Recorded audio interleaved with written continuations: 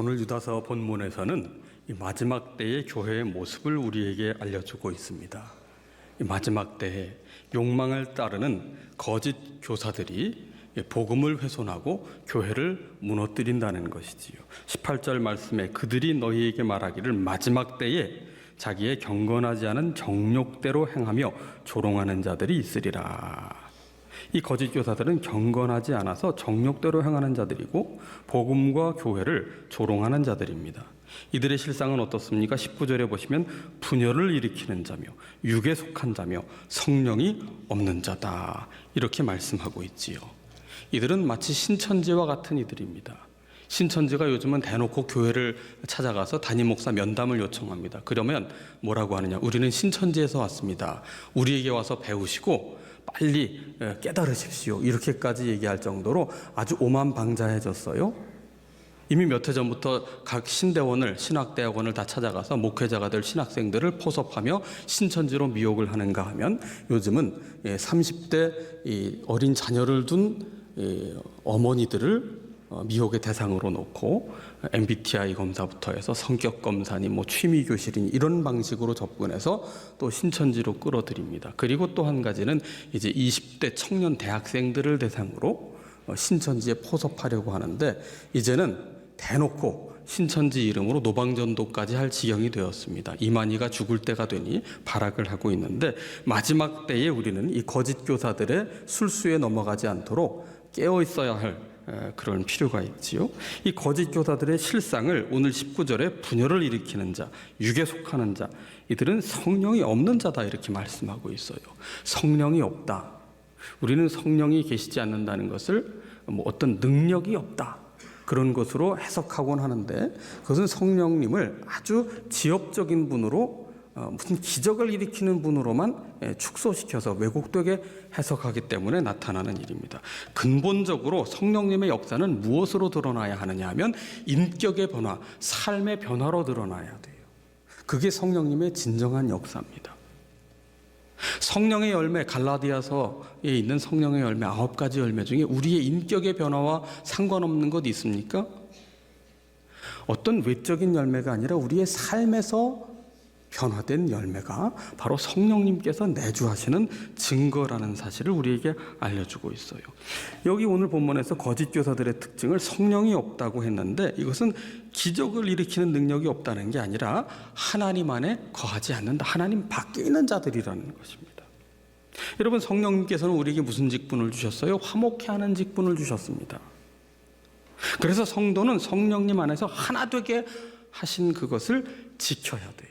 여기서 하나 된다는 것은 획일화를 얘기하는 게 아닙니다.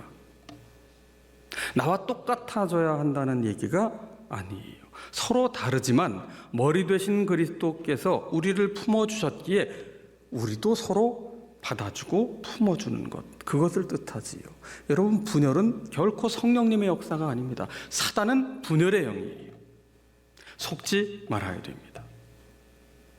자, 이렇게 거짓 교사들로부터 복음을 훼손당하고 분열의 위기에 처한 교회를 바로 세우는 길로 이제 무엇을 제시하고 있느냐, 20절과 21절 같이 읽어보겠습니다. 사랑하는 자들아, 너희는 너희의 지극히 거룩한 믿음 위에 자신을 세우며 성령으로 기도하며 하나님의 사랑 안에서 자신을 지키며 영생에 이르도록 우리 주 예수 그리스도의 긍휼을 기다리라. 아멘. 여기 반복되는 표현이 있어요. 20절에 보시면 자신을 세우라, 21절에 보시면 자신을 지키라. 복음의 능력을 잃어버린 위기의 교회를, 분열에 직면한 위기의 교회를 바로 세우는 길은 어디에서부터 비롯되어야 하느냐? 나부터 바로 선 믿음이 되어야 한다는 거예요. 거룩한 믿음 위에 누구를 세우라고요? 20절에 자신을 세우라. 하나님의 사랑 안에 누구를 지키라고요? 자신을 지켜라. 나부터 바로 선 믿음이 되어야 합니다. 믿음은 하나님의 선물이에요. 내가 택한 것이 아니고 궁극적으로는 하나님께서 택하여 세워주신 겁니다. 그 믿음의 기초는 예수 그리스도시지요. 이 반석 위에 바로 서는 믿음이 되어야 한다는 겁니다. 예수 그리스도를 아는 그 은혜와 지식에서 자라가지 않으면 우리는 이 미혹의 사람들에게 넘어갈 수밖에 없기 때문이지요. 또 한 가지 성령으로 기도하며 라고 20절 말미에 말씀하고 있어요. 성령님을 의지하며 기도하라는 거예요. 분열의 위기에 직면했던 빌립보 교회를 향해 바울은 무엇을 당부하고 있습니까? 주 안에서 같은 마음을 품고 서로 도우며 항상 기뻐하는 가운데 아무것도 염려하지 말고 감사함으로 하나님께 기도하라고 권면을 했어요. 이 빌립보서 4장 6절과 7절을 많이 암송하고 좋아하시는데 이 구절은 개인 기도를 위한 성구가 아닙니다. 문맥을 볼 때 분열의 위기에 직면한 총체적 난국에 있는 복음의 능력을 잃어버린 교회 공동체를 향해 무엇을 해야 하느냐? 기도를 드려야 한다는 것을 당부하고 있습니다. 그러니까 어떤 위기가 닥쳐온다 해도 성도는 성령님을 의지하며 하나님께 감사의 기도를 드려야 된다는 거예요. 기도를 멈추지 않는 성도가 되어야 하고 기도하기를 힘쓰는 교회가 되어야 합니다. 그럴 때 우리가 상상할 수 없는 그 하나님의 놀라우신 평강으로 성도와 교회를 든든히 지켜주신다 약속하고 계십니다. 또한 21절에 하나님의 사랑 안에서 자신을 지키라. 변함이 없으신 사랑, 거짓에 미혹되지 말고 그 사랑 안에서 자신을 지키며 영생에 이르도록 우리 주 예수 그리스도의 긍휼을 기다리라. 우리를 영생에 이르게 하신 그 예수 그리스도의 긍휼, 그것을 마음에 품으라는 거예요. 자, 그렇다면 거짓 교사들의 꿰매 빠져서 교회를 분열케 한 이 믿음이 없는 자들, 믿음이 연약해진 이들, 믿음에서 떠나 죄에 빠진 이들은 그렇다면 어떻게 대해야 하는가? 22절과 23절 말씀을 같이 읽어봅니다. 어떤 의심하는 자들을 긍휼히 여기라. 또 어떤 자를 불에서 끌어내어 구원하라. 또 어떤 자를 그 육체로 더럽힌 옷까지도 미워하되 두려움으로 긍휼히 여기라. 아멘. 여기 반복되는 단어가 있어요. 긍휼이라는 단어입니다. 22절에도 긍휼히 여기라, 23절에도 긍휼히 여기라 이렇게 말씀하고 있어요. 위기의 교회를 살리는 해법, 그것은 그리스도의 긍휼을 품고 이제 미혹된 자들을 긍휼히 여겨 그들이 돌아서도록 이끌어야 한다는 것입니다. 그래서 23절에 보면 불에서 끌어내어 구원하라.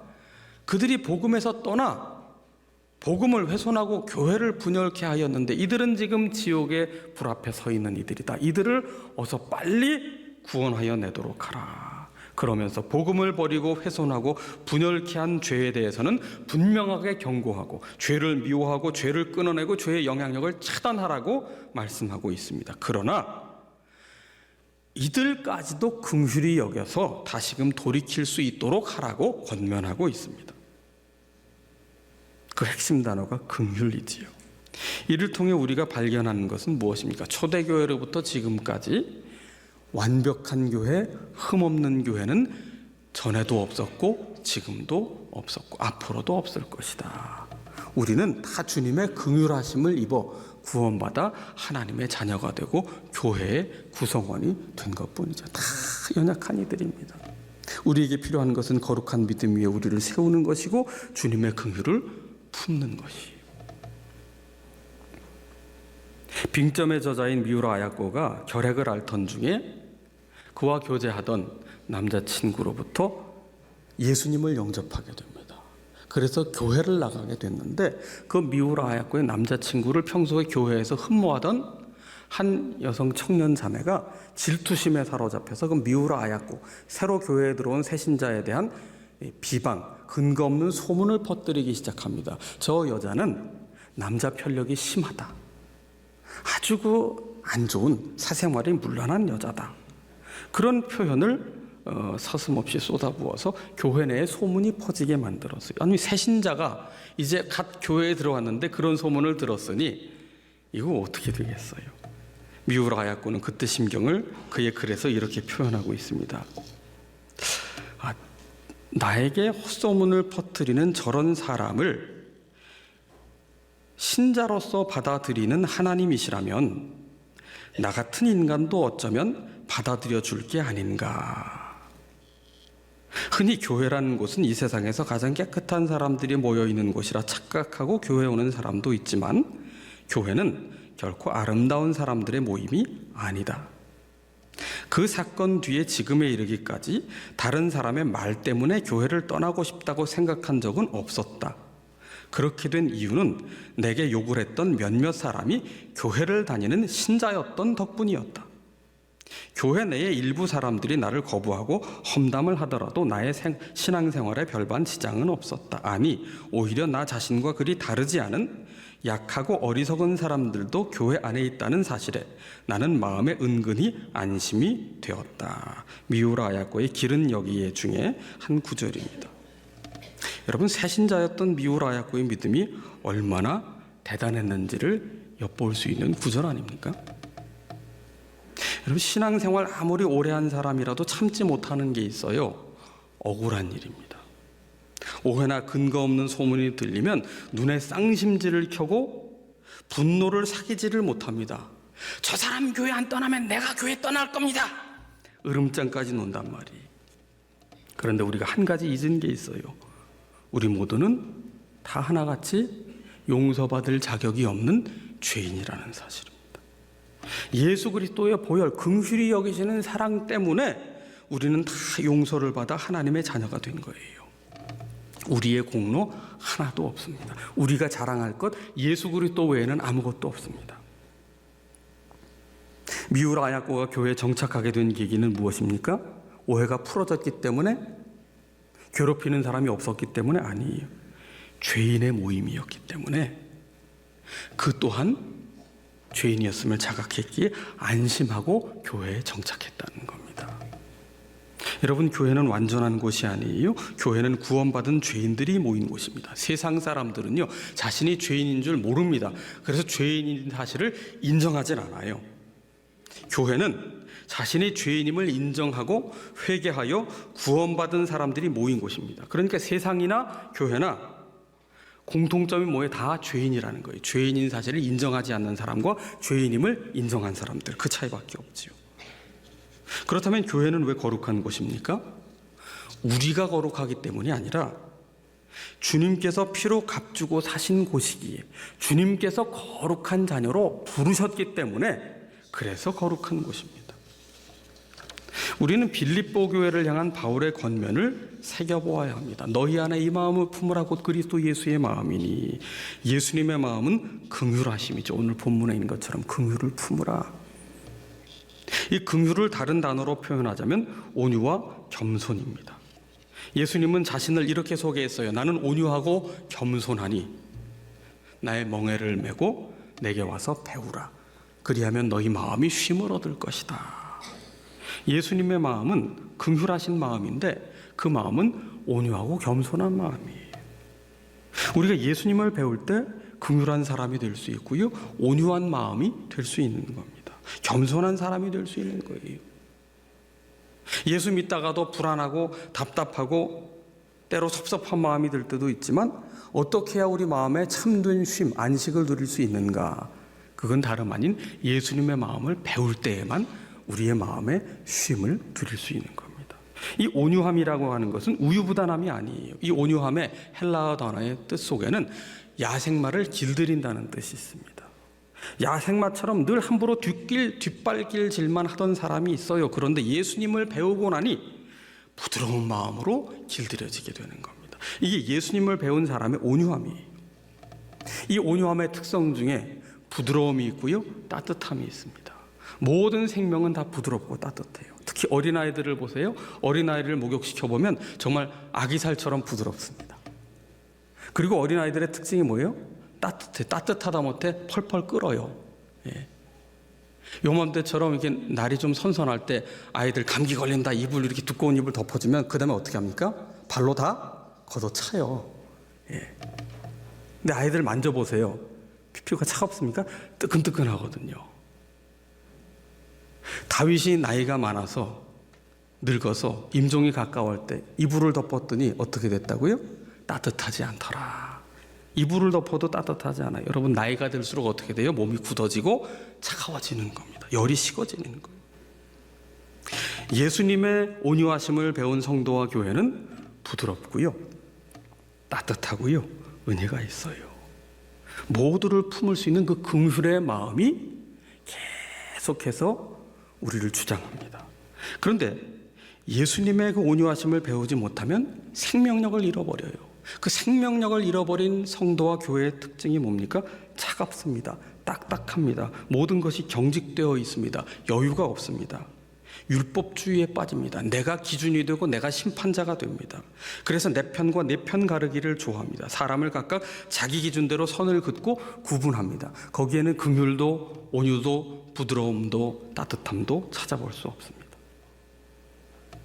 그래서 우리는 예수님의 긍휼하심을 본받아야 되는데, 그러기 위해서 예수님의 온유함을, 겸손함을 배워야 합니다. 예수님의 품은 따스한 품이에요. 모두를 끌어안는 바다 같은 품입니다.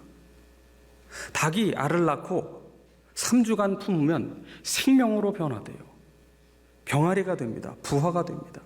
그런데 아무리 좋은 계란도 냉장고에 넣어두면 계란 후라이가 됩니다. 거기 생명이 없어요. 예수님은 모두를 품으신 바다같이 넓은 마음이었어요. 그게 긍휼이고 그게 온유함입니다. 창기도 품으셨고, 당시에 창기보다 더 극악무도한 죄인으로 여김받던 로마의 앞잡이가 된 세리도 품으셨고, 죄인도 품으셨고, 가난한 사람도 품으셨고, 부유한 사람도 품으셨고, 못 배운 사람도 품으셨고, 배운 사람도 품으셨어요. 예수님은 누구도 가리지 않으셨어요. 누구도 차별하지 않으셨어요.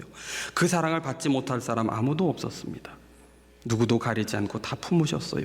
그리고 마지막 십자가의 생명을 내어주시기까지 우리의 모든 죄를 용서하셨습니다. 그래서 예수님의 십자가는 죄를 묵인한 자리가 아니라 죄를 처단한 자리예요. 자신의 생명값을 지불하시면서까지 우리를 삼키려 한 죄악을 끊어내신 자리가 십자가요. 사망 권세를 물리치시고 승리하신 자리가 부활의 자리입니다.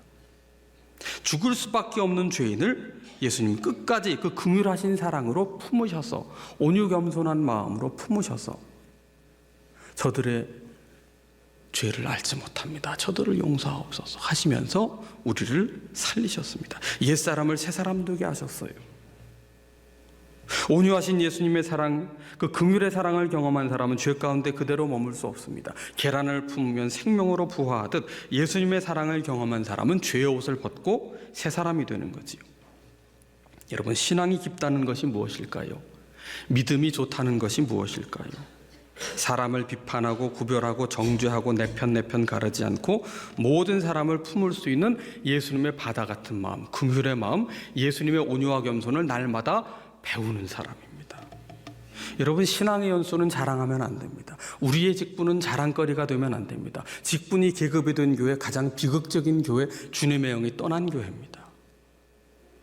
날마다 신앙생활을 할수록 예수님의 온유 겸손, 예수님의 긍휼을 배워서 더 넓은 사람, 더 깊은 사람, 더 높은 사람, 사랑의 사람, 따뜻한 사람, 부드러운 사람 되는 것, 그것이 바로 바른 성도, 바른 교회의 모습입니다. 오늘은 종교개혁주일입니다. 그래서 제가 개혁이라는 그 한자의 의미를 한번 다시 찾아봤어요. 개혁의 개자는 고칠 개자인데, 고칠 개자 그 왼쪽에 뭐가 있어요? 자기 기자가 있다고요. 자기 기자. 모든 개혁은 자기를 두드려 고치는 것에서부터 시작되어야 한다는 것이 개혁의 바른 뜻입니다.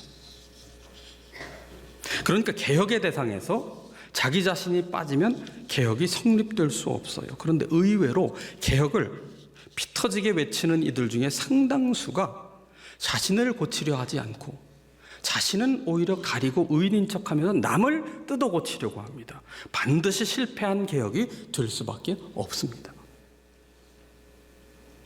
개혁의 혁자는 가죽 혁자인데 가죽을 고친다는 거지요. 가죽을 고쳐 입는다.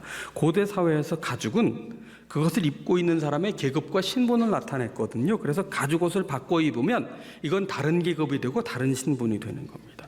그러니까 개혁이란 자기 자신을 고치는 것이요, 자기가 입고 있던 옷을 벗고 새 옷을 입어 새 신분이 되는 것을 뜻합니다. 새로워지려면 어떻게 해야 합니까? 누구든지 그리스도 안에 있으면 새로운 피조물이라, 이전 것은 지나갔으니 보라 새 것이 되었도다. 그리스도 안에 있어야 새로운 피조물이 됩니다. 새로운 존재가 됩니다. 뿐만 아니라 예수 그리스도로 옷 입어야 합니다. 로마서 13장 14절에 보시면 오직 너희는 주 예수 그리스도로 옷 입고 육신의 정욕을 채우기 위해 육신에게 기회를 주지 말라. 사도 바울 당시 옷은 신분과 계급, 그 사람의 정체성을 나타내는 수단이었습니다. 사람은 자기가 입은 옷, 자기 신분에 맞는 행동을 하지요. 그리스도인은 그리스도로 옷 입은 사람입니다. 그리스도께 속한 사람이요, 그리스도와 닮은 사람이 되는 것이지요. 옛사람을 벗어버리고 새 사람을 입으라. 우리는 그리스도로 옷 입은 사람입니다. 그리스도를 닮아가며 그리스도가 배어나오는 사람, 그리스도의 향기가 퍼져나가는 사람, 그리스도의 온유 겸손을 본받아 부드럽고 따뜻한 사람, 주님의 긍휼하심을 배워 넓고 깊고 높은 사람 되는 것이지요. 자, 오늘 어그러진 교회, 복음이 훼손된 교회, 분열의 위기 가운데 있는 교회, 이 위기 속에, 문제 속에 있는 교회를 고치는 가장 중요한 비결 한 가지를 또 오늘 본문은 말씀합니다. 24절을 같이 읽어봅니다. 능히 너희를 보호하사 거침이 없게 하시고 너희로 그 영광 앞에 흠이 없이 기쁨으로 서게 하실 이. 그분은 하나님이세요. 그분에게 영광과 위엄과 권력과 권세가 영원까지 있을 것입니다. 우리는 다 연약합니다. 다 흠이 많습니다. 그러하기에 거룩한 믿음 위에 끊임없이 세워야 합니다. 주님께 뿌리를 내려야 합니다. 그리고 주님의 긍휼하심을 본받아야 합니다. 그런데 그럼에도 불구하고 우리는 연약하기에 누가 도와주셔야 되느냐? 하나님께서 도와주십니다. 24절에 우리를 보호하시고 거침이 없게 하시고 그 영광 앞에 흠이 없이 기쁨으로 서도록 보호하시고 지켜주시는 분, 그 신실하신 하나님께서 성도를 성도답게 하시고 교회를 교회답게 하실 것입니다. 그리할 때에 이 사회가, 이 나라가 진정 주님의 뜻 안에서 새롭게 될 것입니다.